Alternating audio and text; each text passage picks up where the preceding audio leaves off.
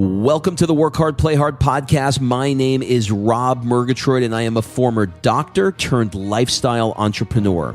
Each week, I interview some of the best minds on the planet on the science of achievement and the art of fulfillment.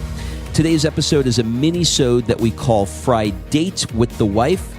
In these mini-sodes, my wife Kim and I deconstruct the strategies that we've developed over the last decade to not only grow personally, but to turn our struggles into lessons and create fulfillment in all areas of our lives.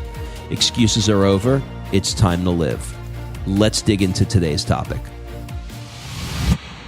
Well, Kimberly Murgatroyd, how are you today? I am just Ducky. Hey, you know, we're getting Ducky. Ducks don't look that happy to me, to be honest with you. They're waddling. They're mean as fuck, too. They're not. Did you ever get near a duck? Yes, I used to feed them all the time, French fries. I got bit by one once. They have these little teeth. You have PTS Duck D. Today, we're going to talk about our 5 favorite health hacks. You know, we are obsessed with health, and what we're really after is we want to feel our best. Does that have anything to do with the fact that you're turning 52? It does, actually. It does. It really, really does. You look really good. Oh, you know what? Thank you, honey. Can you say it again? You know, we put ourselves through everything. We're like freaking guinea pigs. We put ourselves through everything from bulletproof coffee, which for me made you fat. Wasn't so good. We've even tried vegetarianism, which I don't know why. That's just. I feel like it's like I tried it once in college.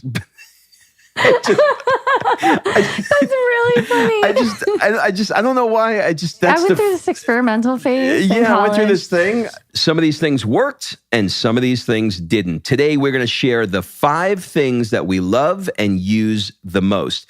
As always, discuss any new supplements or medications with your doctor before beginning a regimen. What was that? There was like a Tylenol commercial. I know, it is. Listen, when you're talking about health and different things, especially we're about to talk about adaptogenic herbs. Okay, hold on one second. Hold on. This is especially true with adaptogenic herbs, as several of them interact with prescription medications that are not recommended for people with certain conditions. Okay, Kim, go ahead. Oh my God. We just found a new gift. I am going to so pimp you out for that. I don't even know what that was. Who are you? All right. The first thing we do is we start each day with adaptogenic herbs, which has changed my life. Honey, tell them what this is. So adaptogens and adaptogenic herbs are healing plants. They help to balance, restore, and protect the body. My favorite is the herbs that actually help with chronic stress, because when your body is in that fight or flight all day, so whether you're at work and you get stressful information, you got to call a client, or, you know, your kids are driving you nuts, or whatever it is, your cortisol is constantly being triggered, which is increasing body fat and causing lots of different inflammation and drama in your body. So using adaptogens to help control and tamper that stress response with cortisol is a game changer in your health. So for us, we start every single morning with an adaptogenic herb tea. Sometimes we throw it in our shake if we're too busy, but most of the time it's best on an empty stomach. And, you know, that for me, literally, we call it mommy juice, liquid gold. That is a game changer. And ours is blended with B vitamins, so it gives you a little bit of energy too, without like that caffeine crack. And if anybody wants to learn more about this, because we get people that ask us all the time about these products that we talk about, etc., the easiest way to do it would be to DM us. I'm at Rob Murgatroyd and she's at, wait for it, Kim Murgatroyd. Just send us a DM. Shocker. Send us on a DM. Instagram. Yep, on Instagram, and we'll help you out. You know, when you were talking about just a minute ago about cortisol levels rising and lowering, it made me think, you know, our brain is, 2 million years old, right?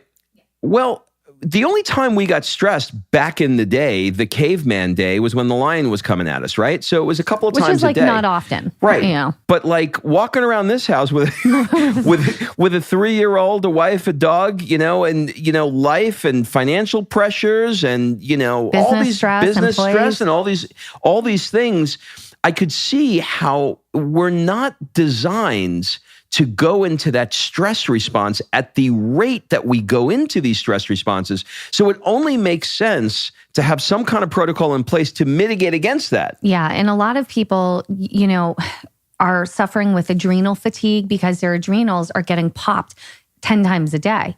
Well, that's where they get fatigued. Now, for those of you that don't know what an adrenal is, and forgive this if you do, but when you have an adrenaline response, that adrenaline comes from your adrenal gland. Well, if you keep pumping out adrenaline, then your adrenals are going to become sluggish. And when you need them, they're not going to be functioning as well as them not being stimulated as often as they are. Yes. So in a multitude of ways that you can control stress and help relieve stress, which we've talked about lots on this podcast, this is just another one that is plant-based, natural, and it, for me, has been a complete game changer.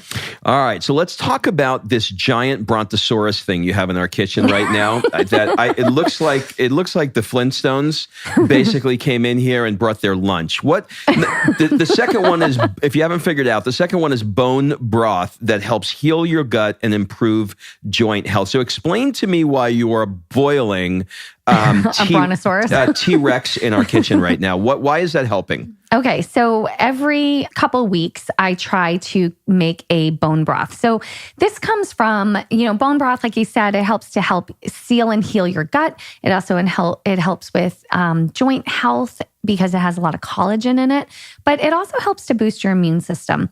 So especially in the winter, fall, school season, school's back, I'm always kind of cooking up a bone broth, maybe once or twice a month. I actually just did a video on this yesterday that I'm going to be putting on my Instagram. So if you don't follow me at Kim Murgatroyd, and you'll see the video in a few days with the recipe that I use. But basically, bone broth is super nutrient dense. It's easy to digest for anyone. It has a lot of flavor, but it really helps to heal your body. And what I love about bone broth the most is that it hits so many different areas. It helps with treatment of leaky gut. It can help you overcome food intolerances and allergies by helping to heal and seal your gut. It helps, like I said, with joint health. It can actually reduce cellulite. I know, crazy, right? And boost your immune system. And the reason that it boosts your immune system is because 80% of your immunity is found in your gut. So if your gut is damaged, if you're suffering from all of these different gut issues, IBS and such, your immune system probably is pretty weak as well. And so when you do things to heal your gut, that is where your natural immunity takes over and increases. So, everybody knows or hears, when you're sick, have chicken soup. Well, this is where that comes from. Never knew that. Now, I'll tell you, this is where I can play a big role in helping you explain this to people. It tastes really freaking good, which is the thing you wouldn't think boiling a bone would actually taste good, but it is a really, really good soup. Yeah, and Sophia loves it. And so here's what I do. I use beef bone marrow bones. And you want to make sure you find a great source that they're not filled with antibiotics and, been injected with hormones. Otherwise, that stuff is stored in those bones, in that marrow, and you're just going to be drinking antibiotic soup, which is not exactly what you're doing it for. You're doing it for the opposite. You're doing it for health. So I find those bones, and like I said, the recipe will be on my IG. But then after I have this giant batch, I put some into mason jars in the fridge, and then I put some into a freezer in ice cube trays. And that way I can pop out an ice cube of bone broth and make a really simple soup for Sophia. She will drink bone broth alone. Oh, shit. I didn't know you did that. Amazing. When I take an ice cube out, it could be a bone broth if I'm putting it in water. You would know. It's a different color. Okay. So you would know, but that's pretty funny. So bone broth is something that for your entire body, skin health, collagen, anti-aging, all of that, bone broth is another game changer. Two questions for you. One is, where do you get the bones, and how often should you eat it? Okay. So, you can have it as often as you want. So you can do it daily if you want. You can do it every other day. If you're really trying to boost your immune system, you want to do it daily. Where I get my bones right now, because we live in the city, is at Whole Foods. They actually have a separate freezer for bones for broth. Wow. You can buy just bone... Mm-hmm. Why would you not just buy bone broth? You can, but I don't know. I think it's super simple to make. One, it's going to be cheaper. Two, you can buy now frozen bone broth versus the stuff that's in the can or, regular like chicken broth or whatever. That stuff most of the time is just like sodium and meat flavoring. It's not actually So it's like bone broth. anything else. You know what you're putting in it. You know what you're putting into it. And it's so easy to make. And, for the $8 I spend on the bones, I can make 3 times the broth that you're going to buy, in the freezer section. But I would prefer to get it from a farm that I knew if I wanted to. If you had your choice of the bones. Yes. Okay, number 3, let's talk about fasting. Okay, so here's another one where I'm talking about gut health. So fasting has so many benefits. It's been used for thousands of years. Yes, it burns fat, especially between hours 24 and 48, and I'll talk about that in a minute. So yes, people use fasting. I use fasting. My entire nutrition line uses fasting to help burn fat and burn visceral fat. But here is the sneaky side health benefit. Again, I just talked about healing your gut. Your body, we know this, right? You go to the gym, you work out your muscles, and then what do you have to do for those muscles to get stronger? You have to allow them time to repair. You have to allow them a rest day. And so when you have fasting as a part of your routine, you're allowing your gut a rest day. You're allowing your gut time to heal and repair itself, to regenerate cells. And when you do that, guess what? Your gut gets healthier and your immune system, like I mentioned before, goes up. And so what I didn't realize that was necessarily when I started fasting, many years ago, what I did not realize was, do you remember, Rob, how I was always sick? Yep, I do. And I would come to your office. I always had some illness that was going on. And shortly after, maybe 6 or 8 months after I started this, weekly fasting or bi-monthly fasting, and I'm never sick anymore. All of a sudden, my immune system has really kicked in. We used to say all the time, oh, Kim's got a low immune system. Well, that's not true. I just wasn't doing what I needed to do for my gut health. And now that I do, my immune system is amazing. It's just like yours. We used to joke that you had the best immune system. Well, now mine matches yours, I felt like you were going to say yours is better. No, I was not going to say. We teach Sophia not to say that someone's better than the other, right? That's right. There's that. So other things with fasting. So here's the deal with fasting. You can do it multiple ways. Intermittent fasting, super trendy and popular right now. You can fast for 14 to 18 hours. Basically, let's say 8 to 10 of those you're sleeping. So you're eating a little later in the morning and finishing your meals earlier at night. That is the daily model of intermittent fasting. Or you could do a 24-hour fast weekly, or you could do it up to 48 hours twice a month. And that window from 24 to 48 hours is where your body really hones in and has gone through its detox process and really allows your body to begin burning body fat, especially the visceral fat around the organs. That is the part that is so important, is that visceral fat. So the system that I use you could just fast. I prefer to do a nutritionally supported fast where I actually still get all the vitamins and minerals and nutrients my body needs while allowing digestion to heal. And so that's what I choose. I have an aloe vera based drink that's filled with minerals. I have some different things that I do. And if you guys have questions about that, again, IG me and I'm happy to jump on a call with you and explain or send you some information.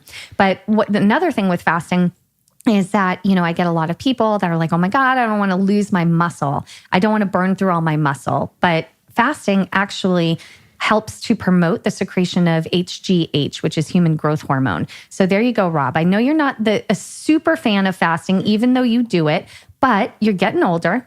And that human growth hormone naturally dips as you get older, and fasting is an amazing way to increase your human growth hormone, which means you're going to build more muscle, preserve more lean muscle, and have better athletic performance. That human growth hormone is going down, but it must be just in my belly because that's what's coming out. Oh my God, you're so silly. Number 4, the Bedtime Belly Buster for fat burning and better sleep. Tell me about that. So the Bedtime Belly Buster is something that we do at night. This is a basically old bodybuilding trick, I'm going to say, where, bodybuilders back in the day used to have like cottage cheese before they went to bed to help not cannibalize the muscle while they slept.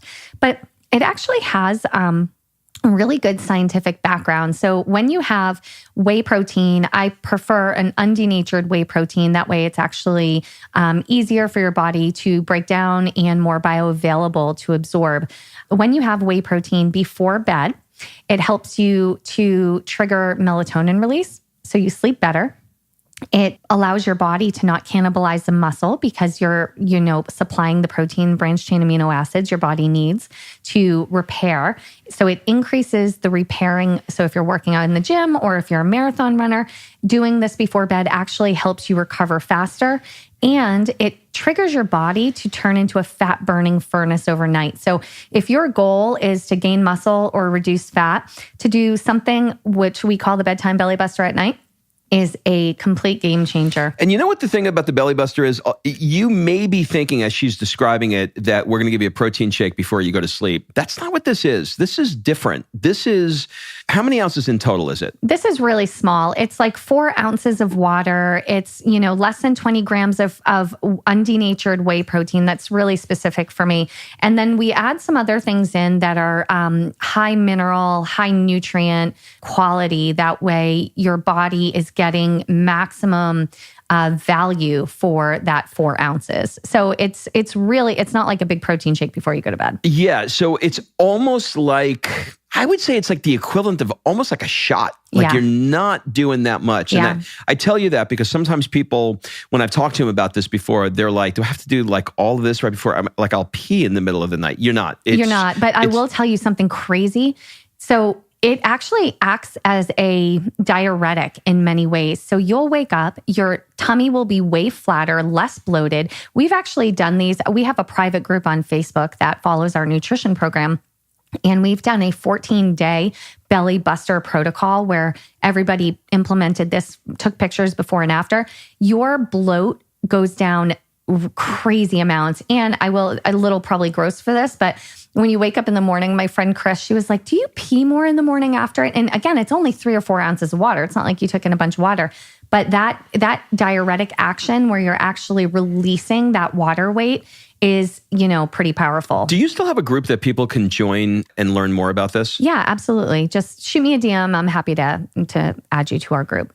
And number 5, tips for better sleep. Kim, I'm going to let you pick this one up. Yeah. So a lot of people will ask me questions about, how do I get to sleep? I don't sleep well. Sleep, again, this is where your body restores itself. This is where the repair happens. This is where you're resting and your body takes over, regenerating cells and, going through that whole process. So if you don't sleep well, your muscles aren't going to repair, your gut isn't going to repair, your body's not going to detoxify, and you're going to end up aging faster. So sleep is so important. But the thing that gets in the way of sleep is often one, stress, your never-ending to-do list. And Rob doesn't even know what I'm talking about because he literally has earplug, eye mask. Okay, I will take a picture and post it. Earplugs and an eye mask for like the last decade. And he's sleeping, snoring before his head hits the pillow. So he doesn't even know what I'm talking about right now. For anybody else that has a hard time falling asleep, I feel your pain, okay? So a lot of times it's like that chatter. It's the things that on your to-do list that you didn't get done or you need to do tomorrow or you forgot about. So my suggestion is to take that chatter before you go to bed and get a pad of paper and just write out all the little things that you need to do, all of these little things that are rolling around your brain, and get them out. You're going to get a better night's sleep. If you're stressed, Rob does the morning pages where you journal for, 3 pages and you get all of, the 3-ring circus out of your head. Some people, I think that's great to do it in the morning because it clears your brain for the day. But some people need to do it at night. If you have a stressful day, go ahead and do that at night and get that chatter out of your brain. Maybe meditate for 10 minutes, practice gratitude before you go to bed, flood your body with positive emotion and calm your brain, get all of the chatter out. And those are things you can do to help the mindset of falling asleep. All right, so don't be daunted by all 5 of these things. Pick one. Try and add one new thing and see how you like it. If you like it, use it. If you don't, try another one. So here are 5 things for you to add to your daily regimen. That's it, everybody. Have a great week, and we'll see you next week. All right, thanks for listening. If you love this episode and you know someone that needs some help in either stepping up their work hard game or their play hard game, it would mean the world to me if you shared this podcast with them to help me get this movement out there. So if you like what you heard, head on over to iTunes, take 30 seconds and leave me a 5-star review, and I will be forever grateful. So until the next episode, excuses are over. It's time to live.